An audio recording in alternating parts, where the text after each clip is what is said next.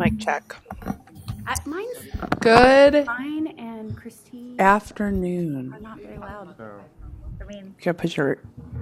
Remember, Rashad, you gotta talk into the I mic. do get close. See, it's really loud now. We are being recorded right now, by the way.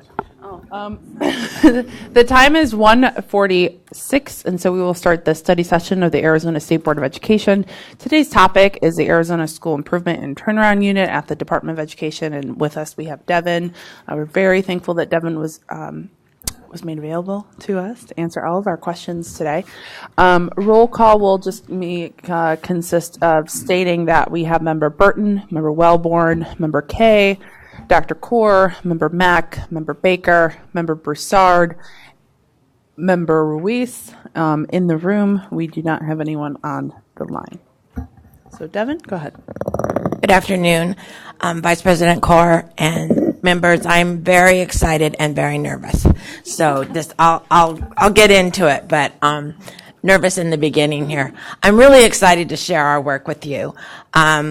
I know that Carlos has talked to you 3 times, and I was present 2 of the times. So I'm going to try and correlate some of the things that he said with what we're doing. So I'm just going to give you an overview of our unit, and then in general, continuous improvement in Arizona and that system, then gets to specifics in our unit around those schools in the bottom 5% school turnaround, and then 2 of our leadership development programs, equity-based multi-tiered systems of support, and then the Elevate program that Carlos mentioned several times. I have some details for you around that. So a shared vision is not an idea, it's rather a force in people's hearts. At its simplest level, a shared vision is the answer to a question, what do we want to create? This is who we are. Our values and our commitments as a sport and innovation unit. And our vision is for all Arizona students to be empowered to create limitless futures. And we're doing that, hopefully, by transforming LEA and school systems, ensuring equity and excellence, strength-based leadership, and innovative continuous improvement. We are a team of 14 with over 200 years combined experience in education, about 125 years educational leadership. It's a little heavy because I'm a little heavy. This is my 50th year in education. About over 30 of those in leadership positions. We have a director, a coordinator, 9 program specialists, and then 2 project specialists. We serve 5 sets of schools, 4 federal and then the state designated DNFs. We have comprehensive support and improvement schools for low achievement and low grad rate. We have targeted support and improvement schools. And then we still have a few school improvement grants that's under the old Flex Request and NCLB that those funds are no longer available, but we still have a few schools that are finishing out their 5 years. And I'll talk about each of these separately as we move through. The number of schools we serve, a little over 1,000 schools. Right now, we just exited some schools, and we'll talk about that in a minute. So we have only 115 low achievement schools, 56 CSI, low grad rate, and the majority are the targeted support and improvement schools. Next month, when you issue the letter grades for 2019, we'll roll in all the F schools, and that'll include any schools that have 3Ds, because that becomes an F by statute, as you know, and there are about 50 schools that have 2Ds now, so we'll see how that plays out. And then there's 163 D schools that are not federally identified. Sorry, Yes. Devin, I didn't mean to interrupt. That's right. Board member, Dr. Kaur and members, just so on that 3Ds equals an F, I wanted to highlight that considering the board's discussion earlier today. So when you're looking at the modeling, and Jessica's pulling some numbers, and AD's accountability is doing that as well, there are some schools that this will be their 3rd year, that could be their 3rd year in a row of a D. that will, after the appeals window closes, those schools, unless they file an appeal, will be changed to an F. So that's something to keep in mind when you're looking at the modeling and the distributions, to keep in mind. It's like I said, there's 50 right now that have 2Ds. So hopefully they've gone up, and we won't have 50 additional. Would you like us to hold our questions to the end? No, or? you can ask them. I'm sorry, I should have said in the beginning, ask away. All right, thank you so much.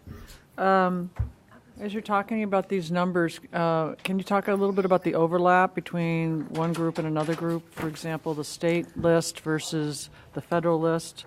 So the 163D schools are schools that are not CSI schools. They may be TSI schools. The targeted support and improvement schools are just about subgroups, and I'll explain that in a little bit. But there's no overlap between those D schools and the CSI schools. There are D schools in the CSI schools, but there are many that are not. Interesting. Okay. So we know that improving school effectiveness is highly complex and entails all kinds of unforeseen challenges. And as Member Baker has said many times, it requires that sustained commitment and the willingness to do the hard stuff, to have those hard conversations and being willing to face the truth and make the difficult decisions that might be unpopular. Many of our schools don't have a mission and vision, or vision and mission when they first are identified, and that's a critical piece that we help them do, so they have their focus, they know where they're going, they have that shared sense of purpose.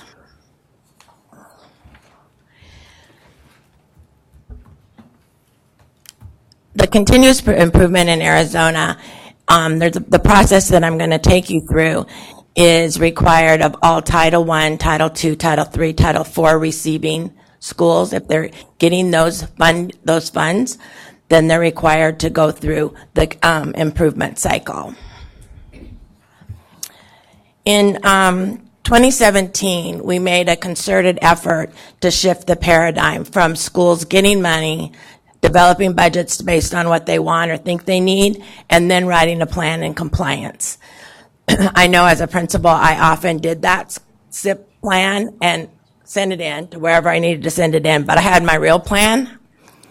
Often our schools don't have the real plan, and the plan that they just send in it isn't doing any good either. So we've made a really concerted effort across the state to develop a plan aligned to their needs and root causes, and then the budget, and then they're receiving the funding. It's been a heavy lift, but we're getting there. With our schools in improvement, we are there, or they don't get their money, but all the other units are really working on this as well. One of the most important first steps is building those leadership teams. So we help our schools and other units help the broader school across the state to develop both site and LEA leadership teams to gather the data and analyze it, do the research and action planning, develop the PD, facilitate that communication and monitor and ensure reflection. So with our schools, we have a specific professional learning module that we do in getting the right people on that team, the informal leaders as well as the formal leaders to take the action forward. This is the improvement cycle. So it starts with the comprehensive needs assessment, and from there it goes into the root cause analysis, which is probably the most important but the most difficult for educators. Then based on those needs and the root causes, research the evidence-based practices that will eliminate that root cause, get to them to their desired outcome. Then they develop the integrated action plan, implement the plan, and then monitor and evaluate. And we'll go into this in more detail. But this is what all Title I schools do in the state. So systems thinking is a discipline for seeing wholes. It's a framework for seeing interrelationships rather than things, for seeing patterns of change rather than static snapshots. So the Arizona Comprehensive Needs Assessment does exactly that. It acknowledges the interrelationships and identifies patterns for change. It's based on 6 principles with indicators and elements that describe an effective school system. So it's effective leadership, effective teachers and instruction, effective organization of time, effective curriculum, conditions, climate and culture, and family and community engagement. This comprehensive needs assessment was developed by a cross-divisional team here at ADE with stakeholders. We had LEA and school representatives from across the state, charters, traditional districts, rural, urban, small, large. We had quite a group. It was based on an extensive body of research. It took us about 9 months to develop. It's applicable to all schools, no matter their size, population, philosophy, or location. And it's used by the schools, including stakeholders, to identify the primary needs that, when addressed and resolved, will increase student achievement and strengthen the school systems, leading to sustainable improvement. It guides evidence-based decision-making. Arizona was one of the first states to develop this comprehensive needs assessment, which is required in ESSA. We worked with Georgia, and we worked with the American Institute for Research and with CCSSO. Because we were one of the first that went through the process and developed it, but it's comprehensive in nature that it's across program areas as well as comprehensive, taking in all of those different principles. I was asked many times to speak nationally and help other states. There's a podcast and many webinars that I did with CCSSO as the leader of this team. This is an example. This is principle 2 at the beginning. You can see there's a definition for the principle. Then the indicator, in this case, our teachers maintain high academic expectations for all students. Then the elements, and the schools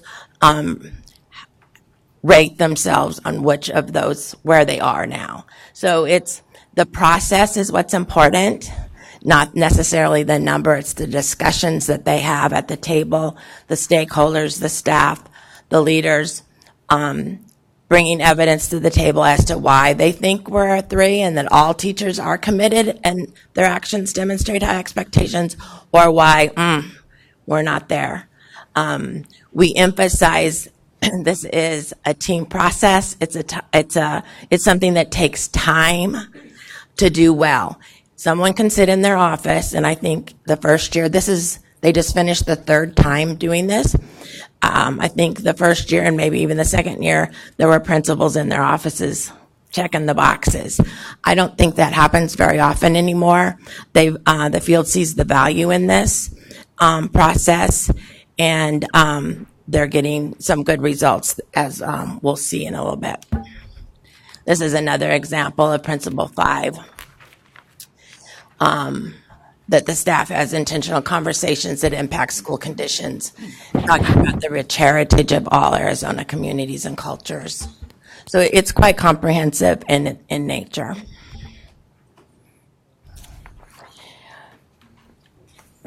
Data drives decision and identifies needs as well. So it's important that schools and districts use rigorous data analysis from multiple sources. And I think Carlos called these performance indicators. And he mentioned that they tell an important story of the quick changes, and he specifically spoke to attendance. But the leading indicators are listed here. We see a lot of difference right away in the discipline incidents in our schools, as well as attendance and early reading achievement. And then the lagging indicators are the end-of-course exams that the schools have, and then the state assessments. So that's the comprehensive needs assessment piece. And then the root cause analysis is next. And it's a strategic method used to dig down into the primary need and determine causes and contributing factors. This is the hardest piece of this process for schools because as educators, we go to solutions. This is the problem. This is what we need to do. And what we're finding is that a lot of those things that we've always done, they're not changing anything. So this piece we do a lot of training on, and it can be painful. You have to be willing to be vulnerable and tell the truth and really have those hard conversations among the staff to get to what's really going on.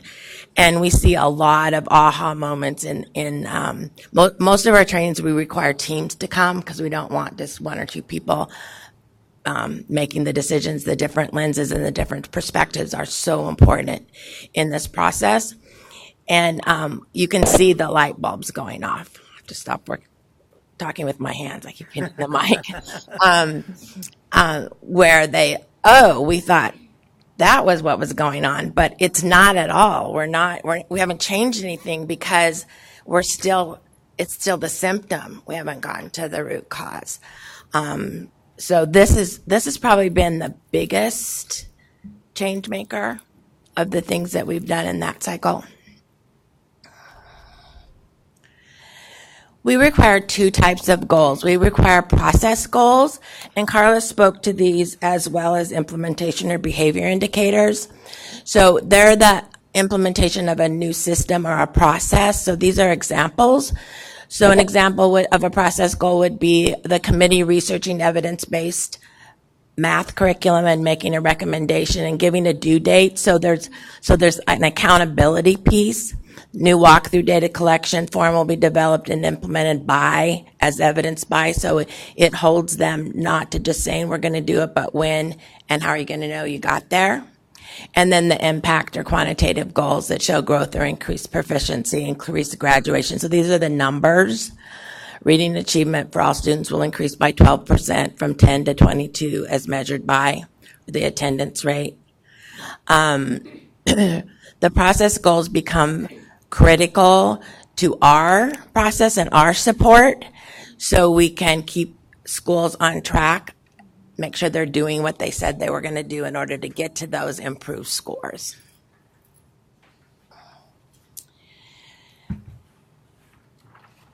ESSA requires evidence-based programs, practices, and interventions to be used.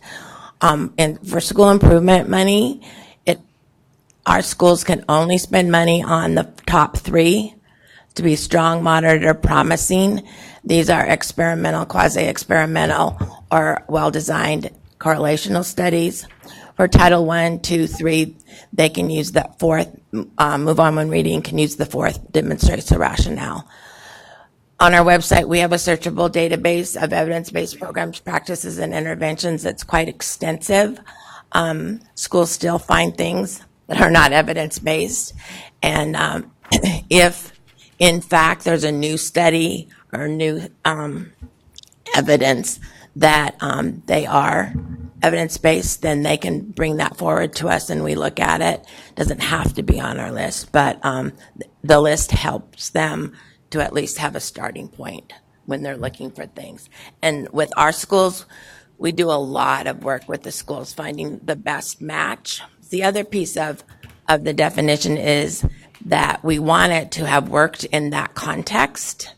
So if it's an alternative school, something that was done in a more resourced environment with highly achieving kids and worked, wouldn't necessarily be evidence-based for an alternative school. Then they write the integrated action plan. And it's called integrated because Title I, II, III, IV, and school improvement use the same plan, and they use tags to indicate what funding is used for what. But this is an example where the strategy is consistent walkthrough observations and feedback to provide instructional support and improve learning outcomes is the strategy in a principle 2 need. principle to remember is teaching, effective teaching and teachers and instruction. And then you can see that they're required to have implementation action steps, monitoring, and evaluation. So there's that benchmark monitoring all along to make sure that things are moving in the right direction, and if not, why not? And then the evaluation in the end. So the alignment of all these elements are crucial. And for our schools, this is one of the things that we make sure happens for those schools in the bottom 5% and the TSI schools, to ensure that their integrated action plan is actually attacking the real problem and not just, we're going to tutor, and we've been tutoring forever and it hasn't made a difference. That's my favorite. Well, just pay them to teach them after school. So when we work with our schools in turnaround, we intensify this. Everything that I talked about, we do in a more intense way. So we identify comprehensive support and improvement schools according to ESSA, and it requires all schools, traditional and alternative, to be identified in exactly the same manner using the same criteria. That's why we have to have two systems. That's why we have a federal system and a state system, because our state statute doesn't allow us to compare alternative schools and traditional schools. When we turned in the first ESSA plan, we fought long and hard to try and get them to see our way of viewing things, and it didn't work. So we have to treat traditional and alternative exactly the same. So the low achievement schools are the bottom 5% of Title I schools, and they were first identified in 1718, so we're going into their third year. To exit, they have to have 2 years of improvement and be out of the bottom 5% and successfully implement their integrated action plan. As I said before, we roll in F schools every year. For them to get out, they have to have 2 years of an increased, so they can't go back and forth, right? And then the low grad rate schools are any schools, high schools, that have over 100 kids that graduate less than 2/3. So we identified those for the first time in 1819. So this is our good news. So our progress from 17 to 19. Devin, I'm sorry, can I ask you a quick Yes, question? absolutely. I just want to make sure I've got this right. So when you talk about the bottom 5%, you're Yes. just talking based on the state assessment proficiency only in math and ELA? Yes. Okay, thank you.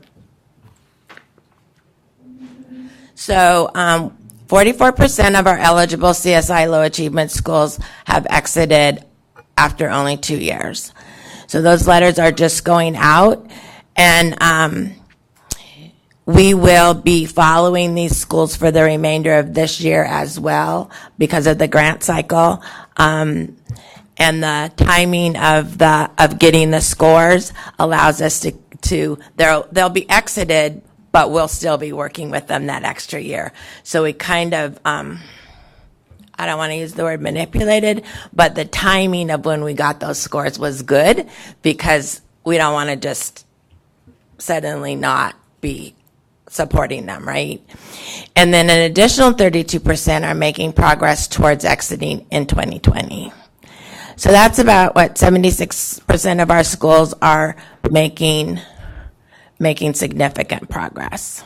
And Devin, so you create a cohort class based on the year they enter the list, right?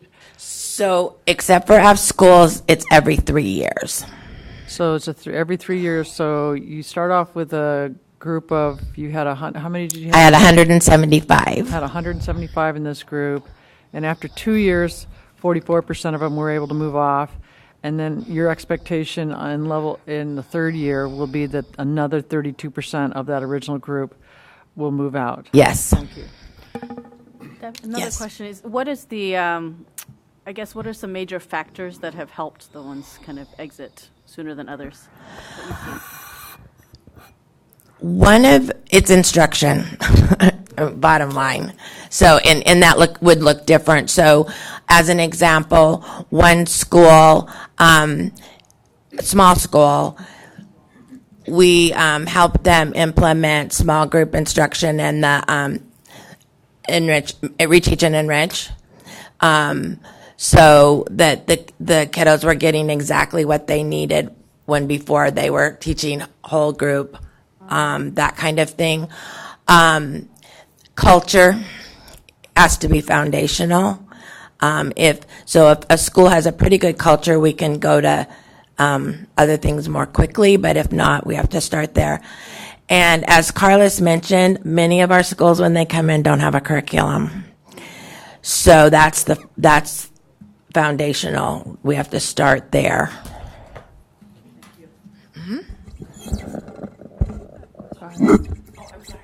Carlos mentioned that it's just nationally, it's more challenging to get high schools off the list. Is that the same in Arizona? Yes. I don't have the numbers, but I can get that for you. Okay, thanks. We just got the high school scores, so I didn't Yeah, compare I was that. just But curious. I thought- typically it is because the needs are so varied, and often, I'm just going to say this, high school staffs are harder to move. I'm married to a high school teacher, so I get to say that. Or a retired high school teacher. That's interesting. So just philosophically, changing their mindset is more difficult than at K-8? Because they're content driven.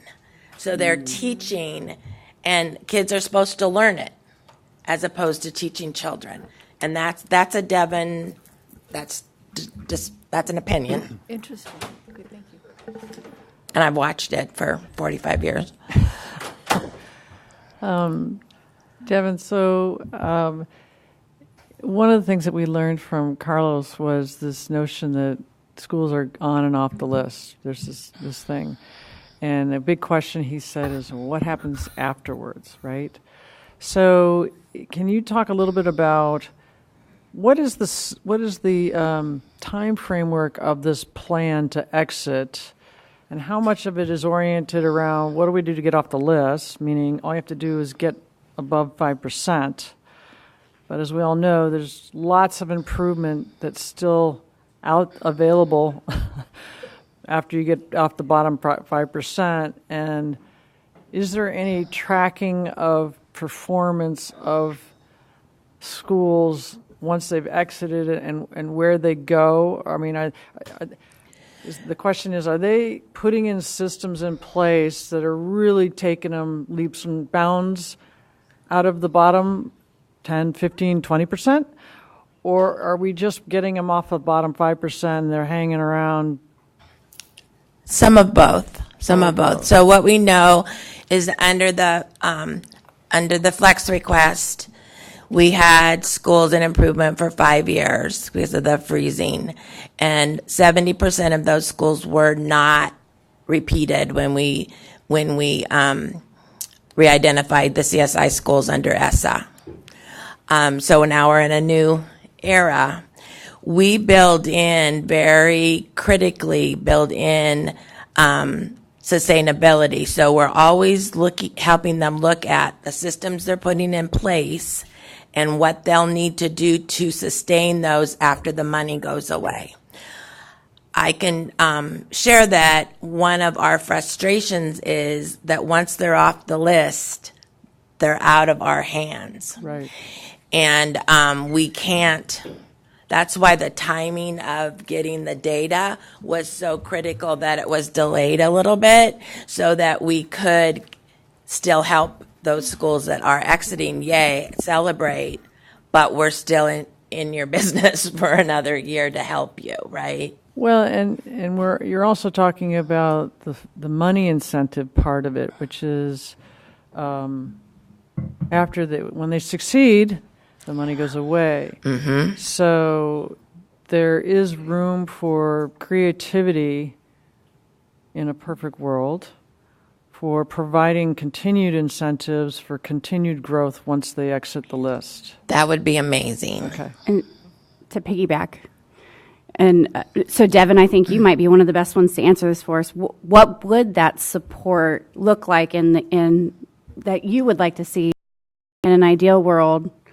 You know, once they get off the list, instead of just dropping them and saying like, "Good luck," you know, what kind of supports do you think we could? Well, what we know is that real change takes 3 to 5 years. So if we could follow schools for 5 years, I think in a that would be monitoring? in a monitoring way, that would be optimal. If there was a way, like with the SIG grants that they had mixed results, but with the SIG grants, the last 2 years are sustainability years, so they got less money, but they still got some money, and so they could segue off of that money and figure out, well, we're going to use Title I a little differently than we always have because this is working, so we'll fund X with Title I. But I think that added support, many of our schools will, at this point, say to us, we need you there more. So if we could be there more during, the systems would be much more solid when they did get off. And then if we could wean away over 2 or 3 years after, I think that would be optimal. And then we could catch them. It's much like with the D and F schools that I'm going to talk about in a bit. But if those 50 schools that have 2 Ds, if we could have helped them 2 years ago, if there had been funding for us to be in those schools helping them 2 years ago, we wouldn't have 50 schools that could be an F. I believe that with all my being, that everybody in every school is doing the best they can do, much like parents, right? We'll all do the best job that we know how to do. And that's true. So there's not one school out there that's trying not to do a good job for kids. So if they welcome the support once they get over, the state's in our business, which doesn't take us too long, then they do. They welcome any support, and they call and can you do this for us? And we do our best with 14 of us. County School Superintendent's Office is always available too. So. Yes, and we do. But I'll just editorialize. It would be great if we could collaborate more, because then we would be all going in the same direction. You anticipated the next question, which we had a big discussion with Carlos around focusing on individual schools versus focusing on the district, and making sure that there was adequate collaboration and support being provided through the district, rather than just, well, let that school deal with their problem directly with the state. It has to be. So we'll when we go out to site visits, the LEA is always involved. Some willingly and some not as willingly. But it's not specified necessarily in your rules, or that's just our you expectation. just know that that's your belief because you know it works better. Yes. It's not required. And because our funding is competitive in nature and not entitlement, we have a little bit more leeway about what we require. One of my specialists was at a school last week, and the superintendent chose not to be there. So we will have a meeting with the superintendent, because that's just going to happen. But that's not the norm. You just talked about how the process for funding is competitive versus entitlement. Are you going to address that more specifically Yes. later? Thank you.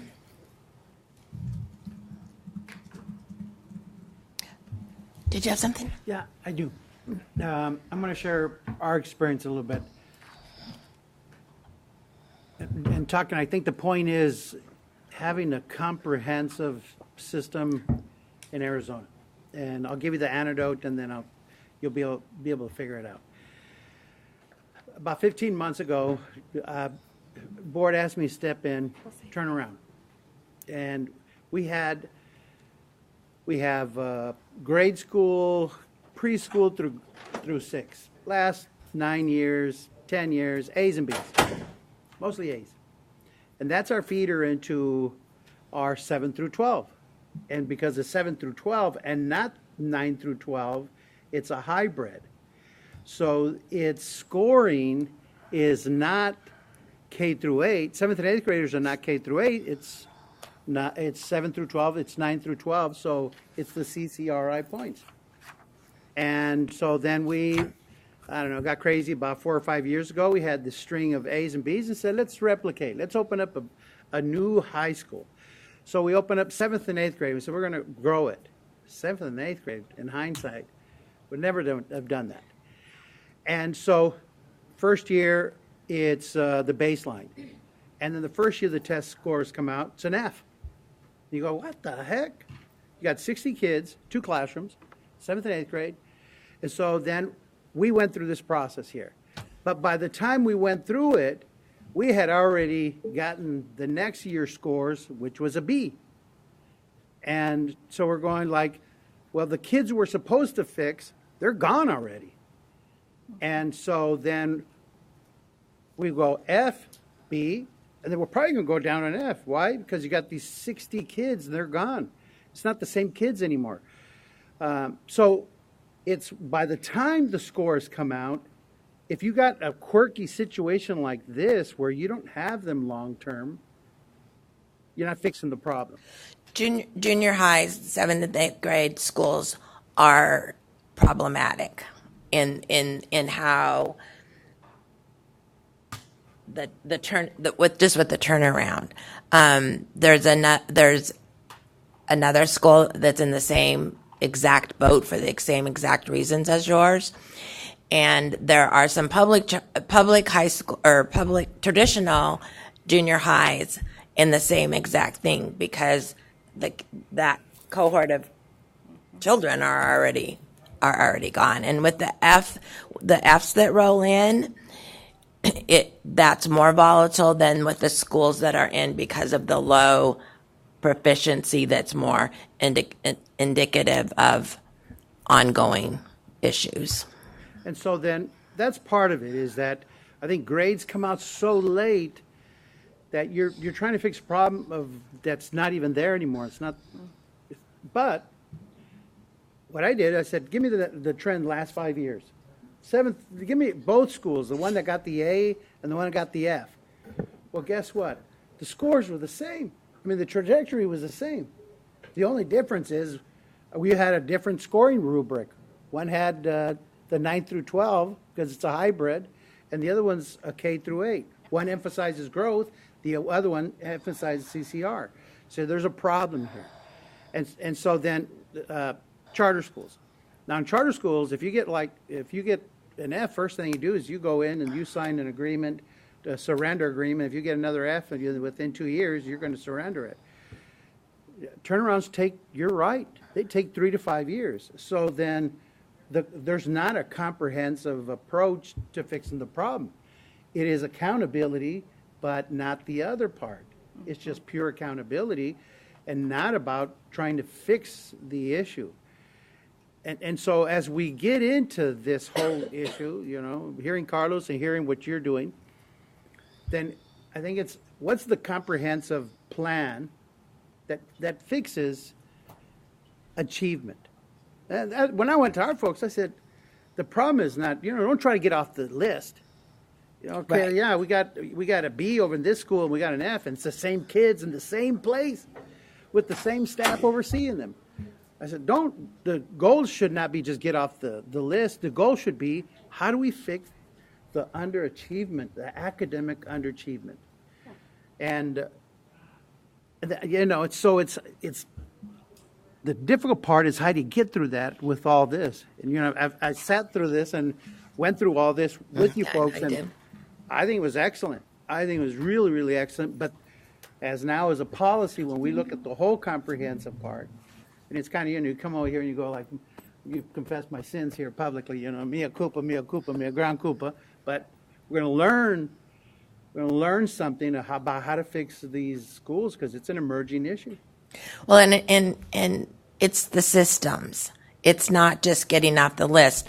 And now, you know, honestly, for some schools it is just getting off the list. And some just barely got off the list. But we also have some that significantly improved in the 2 years that with the support that we're talking about, clearly they would stay off whatever, because that bottom 5% is going to shift, right? So bottom 5% for the 2 years ago and bottom 5% that we figure out in 20 for the new list, hopefully it's a little higher if scores are going up. And when you all were talking about the cut scores, it's the same thing. That bottom 5% per ESSA changes, so it's a moving target, unfortunately. But those are things that are out of our sphere of influence. We can't influence them. There's no influencing. But we can create a policy. It's like the test scores, you know. Don't change them. Put 5 years in it ahead. Put the system in place and let people work to that. I think the same thing here is if you get a D or an F, don't have one rule for charter schools, another for district schools, and different applications. It's how do you create a system that achieves academic achievement? So Member Ruiz, just to go off your charter school versus district school, it is a little bit different. And there are different laws that govern, right? Yeah. There's also different policies. And so the policy that you were talking about with the 2 Fs and signing a negotiated settlement agreement and the frameworks and whatnot, some of that sits with the charter state board, right? And so unfortunately, this board doesn't really oversee that policy. And so really what the issue is showing you of how agencies need to collaborate, and we need to sit down and have a thorough conversation from the department, from our board to the charter board, to ensure that we have some equality, right? Because on the flip side of that, maybe a charter advocate would say, well, I'm getting closed down, but a district school doesn't get closed down, doesn't get taken over, doesn't have the same level. It's not equal as a charter school. So just I feel like this was my executive director hiring project 2 years ago. I had to compare like 8 different statutes and policies. It was a nightmare, but yes. So it's really, we really all have to sit down together and come up with a solution. Right. So this slide just shows the process that I walked you through that all schools do, but we are intensively involved with our schools.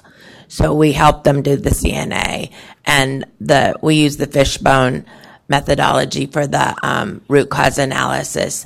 And the alignment piece is critical, because what we saw in the beginning and still see sometimes is they'll identify the primary need, but they really want a social worker. Has nothing to do with their primary need, but this is what they really think they need. So we help them see that that's not the first thing they need. That may be a need, but it's not attached to what they've identified as their primary need or the root cause for their primary need. So that alignment piece becomes really where we guide the most after the root cause analysis, which I shared was the critical piece. And we've worked with whole systems in training on the root cause analysis, and often a district will be present. As I said, we require teams and LEA presence, so they'll say, will you come and do all of our schools? So as long as there's a school improvement school in the room and it's not costing us any more money, we can do that without supplanting the federal funds, which becomes an issue when we try to train the D schools that I'll get to in a little bit. So I just wanted to share this graphic because Carla shared the Center for Turnaround in the 4 domains. And this is our graphic, grounded in effective equity-based leadership with talent management, culture, and instructional infrastructure. So they mirror each other. We did ours first, but so we must have read the same research. But I just wanted you to see that so you could see that they equate. So when we're working with our schools, we really delve into these 4 areas of effective equity-based leadership. Instructional infrastructure, which includes the curriculum, instruction, assessment, kind of in that order. If you don't have a curriculum, improving and making instruction cohesive is a little difficult, and then the assessment to see if what you're doing is working. Data decision making, data-driven instruction, professional learning communities, and multi-tiered systems of support, all are systems within there that help and support all students, as well as classroom management. And then the classroom observation and feedback cycles, we really emphasize because that's where we can help the leaders get into those classrooms and make sure that the instruction that they think's going on is in fact going on. And those feedback conversations that they have with teachers to help move them along the continuum quickly. So we do the short cycle observation and feedback where they're looking for specific things. They have a conversation with the teacher pretty quickly after that. Then they go back in and check to see if the changes are being made. Then talent management, recruitment, hiring process, people development and retention, and culture intensely focused on collaboration, safety, student learning, and high expectations for all kiddos. This is our comprehensive support schools are entering into their 3rd year, which I said. So we've tiered them for support, and we're hoping that this will go a long way this year in doing some of the things that we've talked about and the questions that you've asked. So the Tier 1 schools are those that are almost out. They'll get fewer site visits, ongoing desktop support, professional learning opportunities. Some of our alternative schools in low grad rate are going to be low grad rate schools regardless of what we do, they do. So they don't need us telling them what to do any more than, a one site visit. We're available. We talk about strategies, but the reality is when you get kiddos that have 2 credits, you're not going to graduate them, right? And then Tier 2 are those schools that are functioning kind of in the middle. And then Tier 3 schools. And these would be the schools that aren't making progress or making very little progress. And I have 2 specialists that are working with the Tier 3 schools, and they have smaller caseloads, so they will be much more available. They'll be on site many more times. It says at least 3. Some of the schools are 6-7 hours away, so we can't be there all the time, but more than we have been able to be in the past.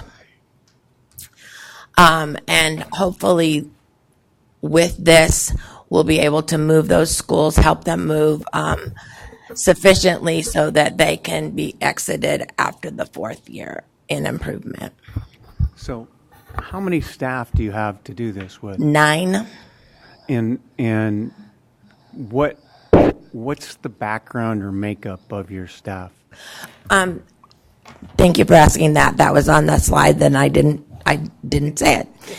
They're all, they've all been leaders in schools or districts, so they're highly qualified. They have, most of them take a pay cut to come work for us. They're very passionate about their work, but district leaders and site leaders. So where do you recruit them from? And I mean, I'm trying to wrap my head around who would do this. I mean, We're a little crazy group. Little crazy, yeah. Who would leave a a successful school environment and go to work for ADE. And, They're ready to do more. They want to give back more. For me, this is my little retirement job that didn't turn out so little after all. I came as a specialist.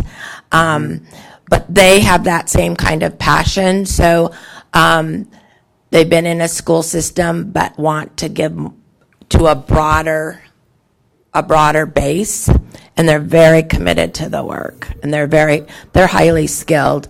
Member Kay? Yeah, so we have a number of schools that meet these criteria. We've been in and out of the process, just notified a couple schools are exiting the system. Unfortunately, those resources that we talked about are vital still for those schools, so we'll look at that. But the folks that I have met, I've had the opportunity to meet a couple so far, and I'm really impressed with the caliber of the individuals who are coming in. I've sat in those meetings, listened to the feedback, heard the discussion, and I am really impressed.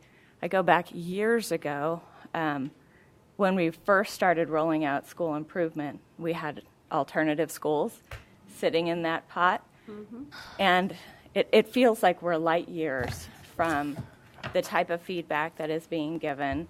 The process on the front end, it isn't easy. The root cause analysis, I think we still have some work to do on that, because you really are confronting what are our practices and are they really effective or not, some of those long-held beliefs. So I've been really impressed with the group thus far.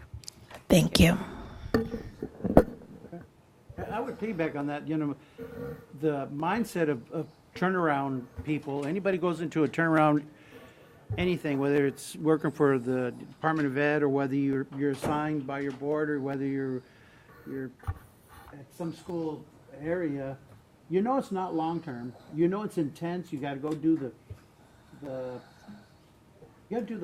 make the hard decisions, because you're going to assess, listen, watch, and then you're going to say, here's what's wrong. And it's like, those meetings intervention meetings where they can tell you, here's what's wrong.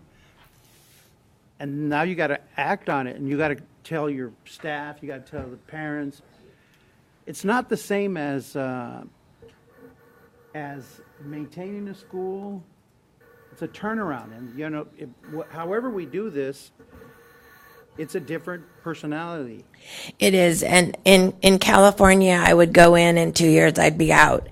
And when I came to Arizona, one of the things that I told Deb Duvall was, I want to be able to stay in my turnaround school and enjoy it for a little bit. But then you get antsy again. If that's your personality and that's what you do, then looking for bigger and more sometimes is a part of that. Devin, I have a question. So right now it looks like you're expecting a 3-year success rate of moving out a group out about 76%, right? Yes. 2 questions. What has been that rate going back in time over the last periods of evaluation? And how do we compare to other states? I don't know how we compare to other states, so that's something we can find out. It's about the same as we did under the flex request and No Child Left Behind. In that latter group. So when I came in 2012, we were just going into the flex request. We had those schools. We exited it. We didn't re-identify about 70% of them. After 2 years to have 44%, when I told Carlos that number, he was like, wow. We were very pleasantly surprised. Now, there's a few, I'm not going to lie, at the bottom of there that I'm very concerned about, because they're just out. But that's the beauty of this year. We can. I'm sorry, where did the 44% number come from? I thought we were talking about 44% exited this year after 2 years. And then 32% are moving towards it after the 3rd year. Great, thank you for correcting me. I was afraid I said it wrong. No, I'm sorry, I missed it. Thank you.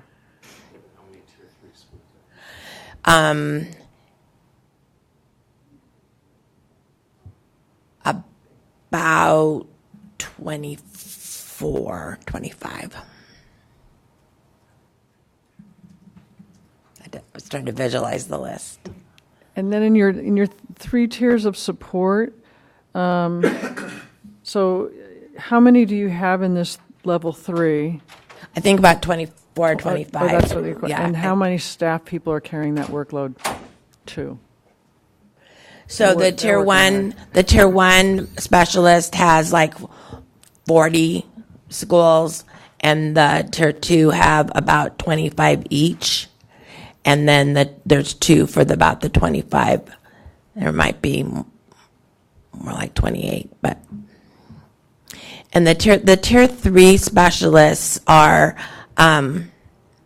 the desktop piece of that is huge as well. So the tier 1 and 2, it's not scheduled. It's more as needed. Where the tier 3, it's scheduled. They're in the schools. I have a specialist in Red Mesa this week.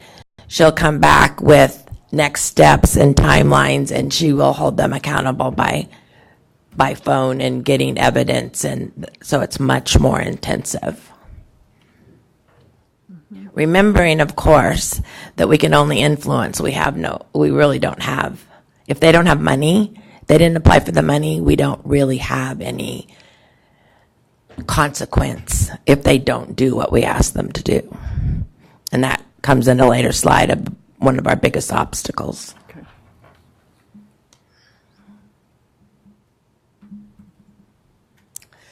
So this is just a compilation of all the things that we do to support technical assistance that we've talked about. Most of these, I want to go back a slide, sorry.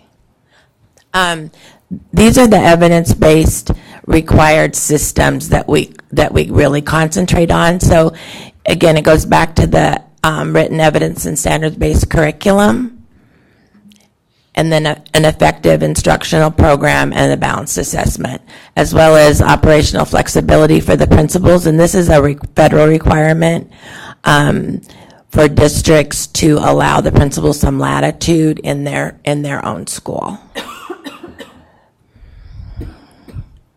And then this is the compilation. So in addition to the site visits that we'll talk about in a minute, the intensive support of the improvement cycle, concentration on the instructional infrastructure, culture, and talent management. We help them design and implement those required systems. We help them with the grants, do desktop support, and the leadership development. Also, any professional development needs that they might have. If we have the expertise, we will help them with them. If we don't, we connect them to others. Then monitoring is a piece as well. And over the last 5 or 6 years, we've tried to shift the mindset in the field that we really are here to help, not just monitor, but we do review the CNA and root cause analysis. We review the plan, obviously. They turn in quarterly benchmark assessment and their analysis of that and what they might think is happening and why, and if they need to change anything. And that's attached to the review of the integrated action plan quarterly. We review any revisions and then the fiscal aspects. And what we're really concentrating, we've started to help them with looking for evidence of academic return on investment. So they've been doing these things for 2 years. What is showing you that it's working?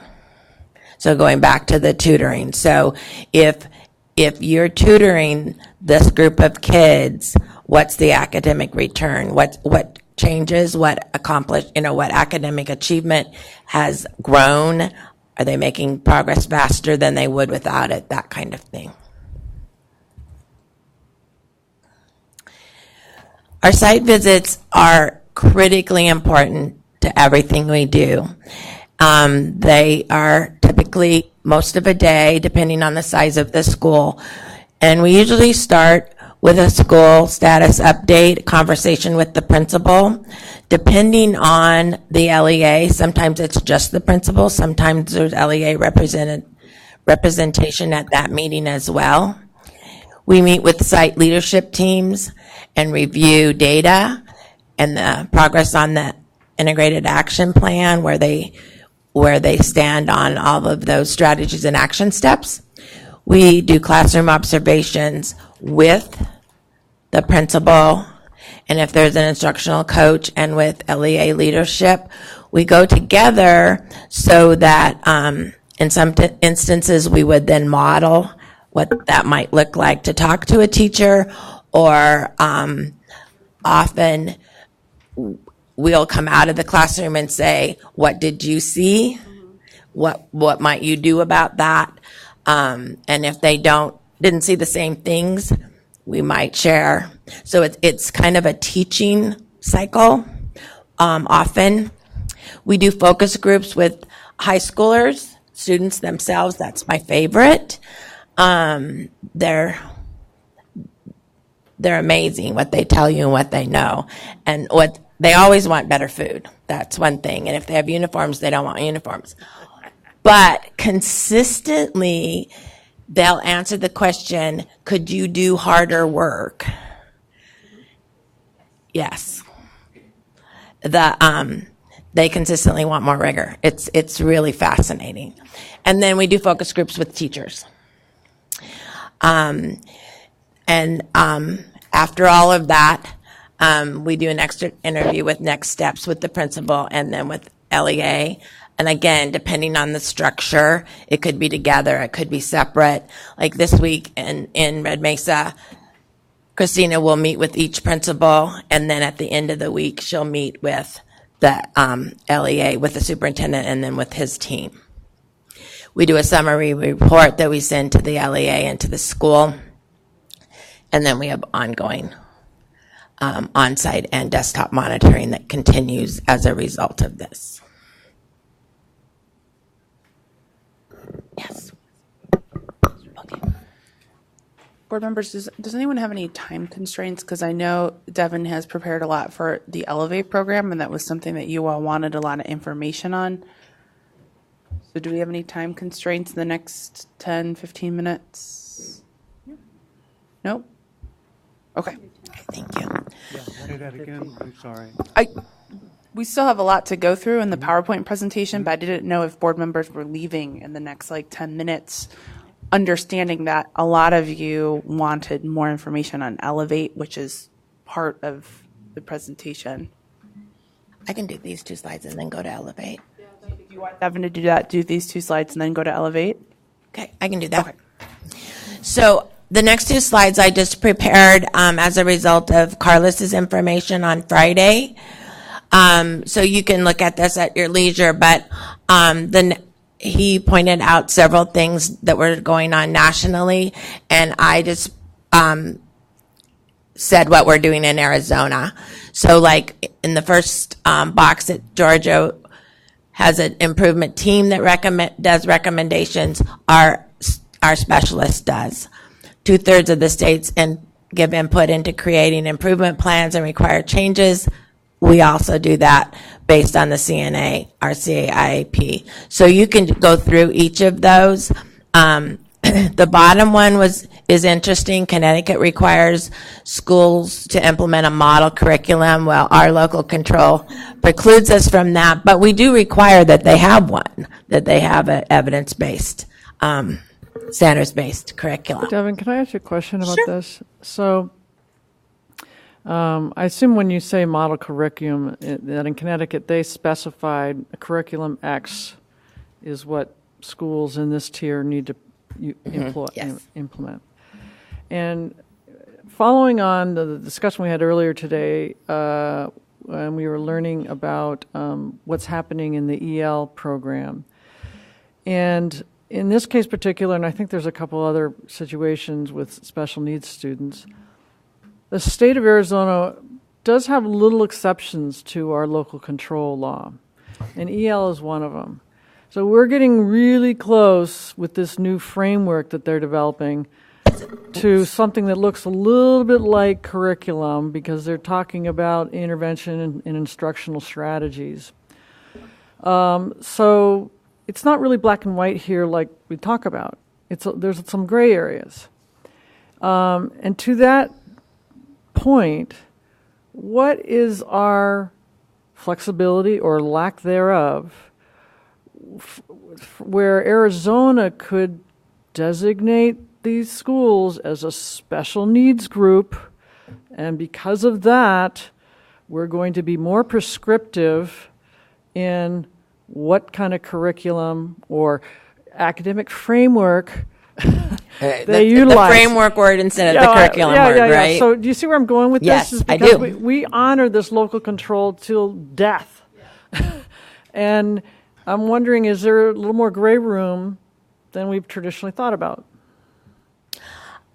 I think that would be a board discussion that's something that you could do. What, can you? There's not statute against it. Okay, so when you say local control precludes, is that illegal? No, that's not illegal. Okay. That's a practice. And that's what if I told a district, you have to, that's what they would say to me. Right. Okay.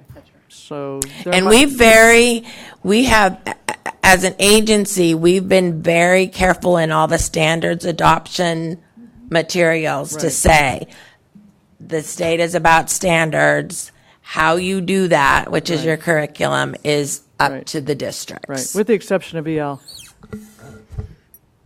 It's a framework. It's a framework. Okay. Let's call it a framework. Okay, we'll just use the right word. But I think my point is to say, I think for the sake of the study work we're doing, is that perhaps there's some gray area here that we might explore a little bit more. Political answer. Thank you. Member That's why I Wellborn, kept looking at you. Member Wellborn, we will look into this and bring it back to a future meeting or study session. That's why I kept looking at you. You weren't speaking up. I'm sorry, Member Wellborn, what did you say? So I have a question related Yes. to this. Are there districts that are looking to you to suggest a curriculum? I mean, maybe local control is great as long as you can do something. We help them look at evidence-based curriculums. You do. So, Yes, so you but we have a don't list. say this is better than this. But if it's evidence-based, here it is, and this is a way you can look at it to see if it meets your needs. So yes, if they're using our money, it has to be evidence-based. If it's a school that has K-3, for an example, their literacy, their reading curriculum has to be evidence-based, and that's state statute. So we do help them, yes, but we can't tell them. But can you guide them and say, for this particular population and this challenge, this has worked, this evidence-based curriculum has worked well? I mean, Based on the research, we can help them. Right. Based on I don't want to say fact, but based on what the evidence says. Yeah. Yes, No, absolutely. I'm guessing there are some schools who would like that help. But my sense is that, we went through this process. Who wouldn't want to improve? Right.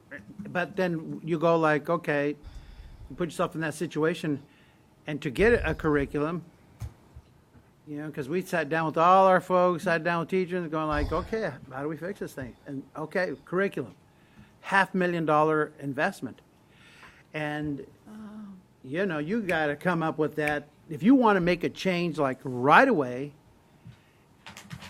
that's the best. But who's got $500,000 sitting around? And we're a little tiny, we're not like big other folks.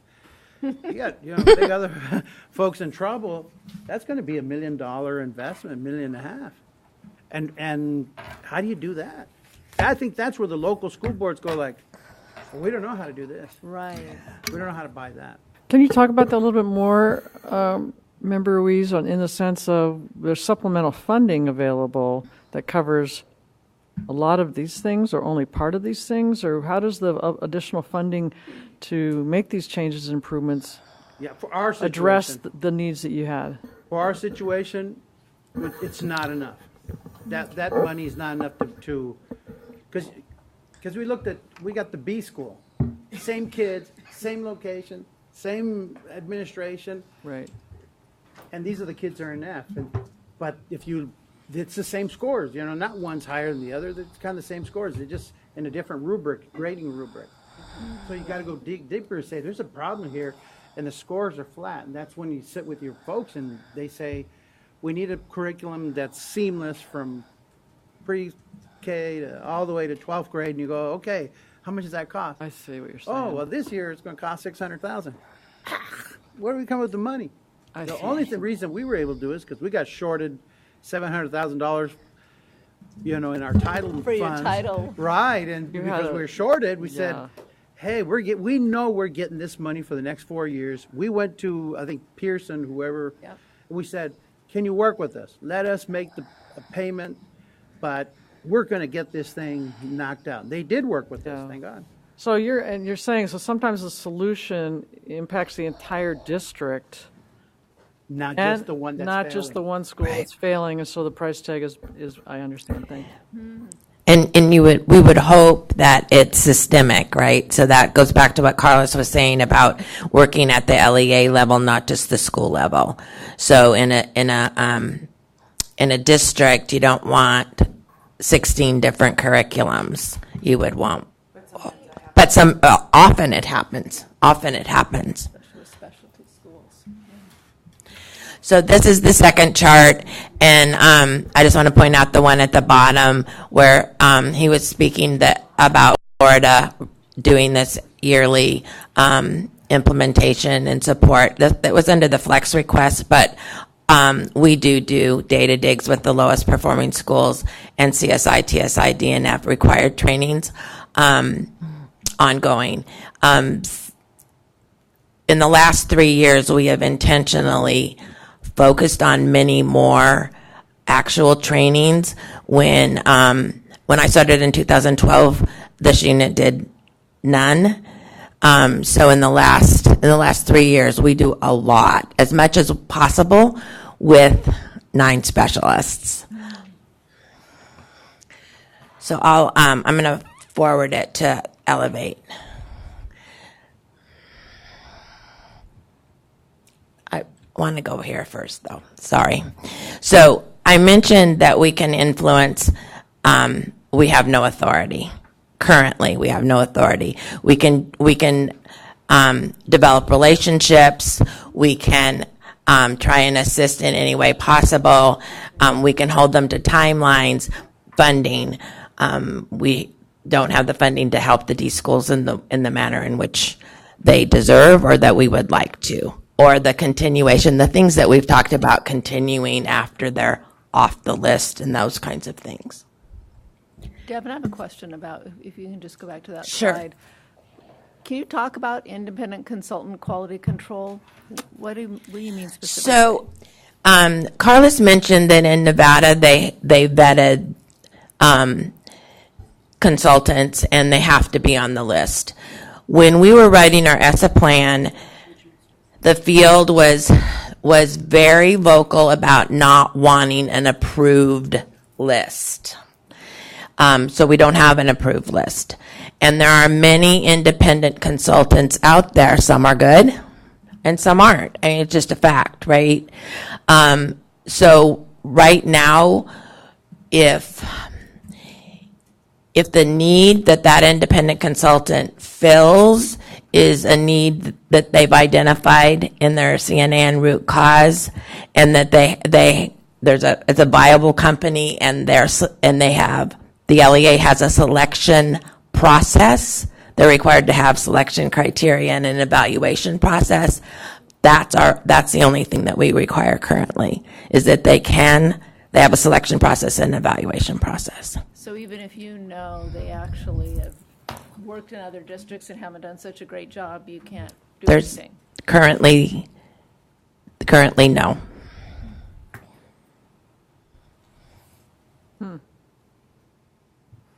That's where we tap into the county school superintendent's office, like I said before.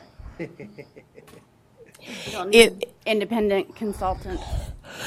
And You got us.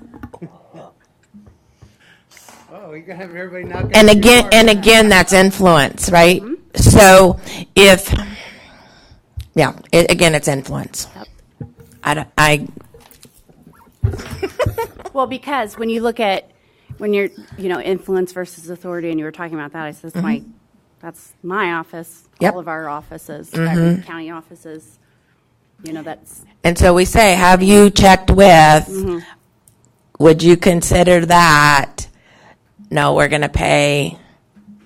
but with that list of schools in improvement, making sure that gets to the county offices, then we can reach out also to them.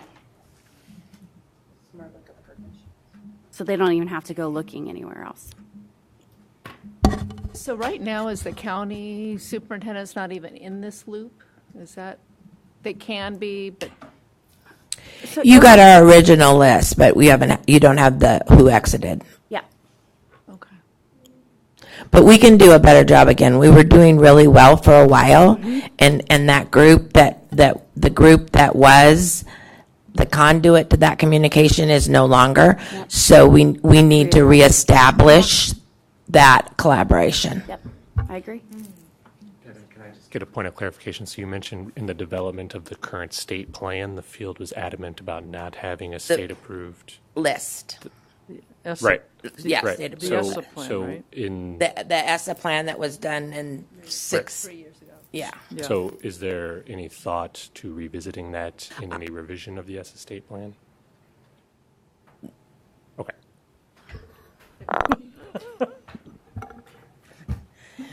I sometimes say too much when I shouldn't, so I'm trying to. I don't think it's, just allowing for another discussion, just to. I think that would, No harm in that. seeing what we're seeing, I think that it would be a good thing to at least have the discussion. Yes. Okay, ready for Elevate?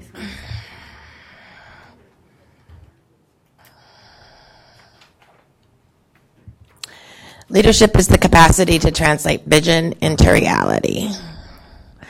So Elevate is an executive leadership program developed and presented by the Support and Innovation Unit here at ADE in collaboration with WestEd. It's an evidence-based 2-year program focusing on developing knowledge, competencies, and skills of leaders as they work towards systemic and systematic change in LEAs in schools. The focus is on the same levers: talent management, culture, and instructional infrastructure based on effective equity-based leadership. Elevate's vision is to seeks to improve LEA and school systems in order to significantly increase and sustain quality outcomes for all students. Elevate develops and empowers LEAs and school leaders to focus on improving teaching and learning that results in rapid and significant gains in student achievement. Our short-term goals are to develop equitable instructional infrastructure that includes the high-quality curriculum and instruction, observation and feedback, and a cohesive assessment system focused on data-driven instruction. To improve culture of equity, learning, and high expectation, and to establish systems of talent management. And of course, the long-term goals are to improve leadership competencies, teacher practices, significant gains in student achievement, reduce the gaps between subgroups, and sustain highly effective, equitable LEA and school systems. So Elevate started in 2015 with Cohort 1, and it's a two-year program. So the first cohort, we didn't start a second until we were finished. We learned a lot in that first cohort. Cohort 4 begins in November, and we're very proud of where we've come with this program from the Cohort 1 to Cohort 4. Cohort 3 is in their second year, And we're accepting applications for cohort 5, which will begin a year from November. Devin, can you talk a little bit about that? Who participates in the program? Why is there an application process?